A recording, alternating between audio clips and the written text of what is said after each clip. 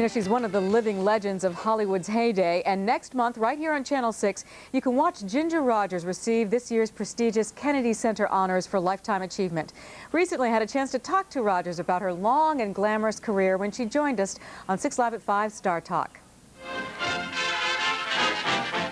They were the most elegant, graceful team ever to glide across the silver screen.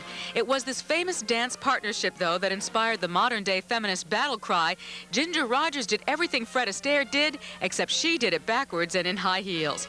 At 81, Rogers still gets a kick out of the motto, even though she didn't invent it. I think it's a darling saying, and it was not...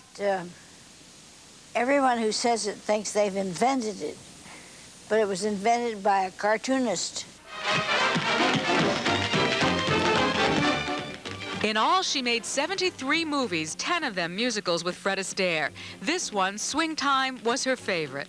Tell us about your career with Fred Astaire, because I think everybody thinks of you as just the most beautiful couple dancing the night away. Tell us about the first time you met him. Well, I met Fred because he invited me to dinner. I'd never really known him at all. And so I came from Texas, you see, and never heard of Fred Astaire. I was in a musical comedy called Girl Crazy. George and Ira Gershwin wrote. And he was in a musical comedy at the same time. So he called my apartment and he asked if I would take dinner with him, and I said, I'd love it. And then Mother and I talked about who is Fred Astaire, and she filled me in on what I didn't know. And so we went to the Tavern on the Green in Central Park, New York City. And we had dinner there, or we ordered dinner, and we got up to dance, and we never sat down until the food was cold.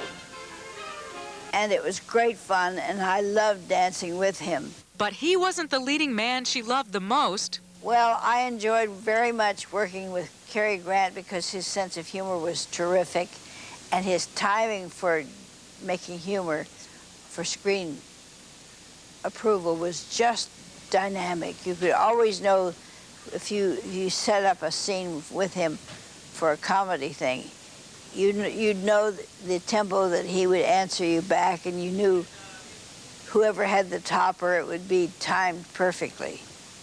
He was great. He had just the right idea about performing.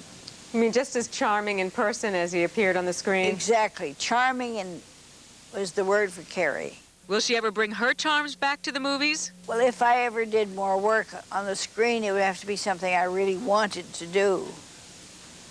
I've had to do various things I was not really crazy about doing, but I always enjoy doing whatever I'm doing, but you have to love it to make it right. And Ginger Rogers, the grand dame of Hollywood's golden years, says next to winning an Academy Award in 1940, the highlight of her career is the Kennedy Center honors being presented in just a few weeks. And you can watch Ginger Rogers receive her Lifetime Achievement Award right here on Channel 6, Sunday, December 6th. Now we're going to check back with Carol Yelverton Brown to see where she's going to be on the scene tomorrow. Carol? Pam, we're going to be at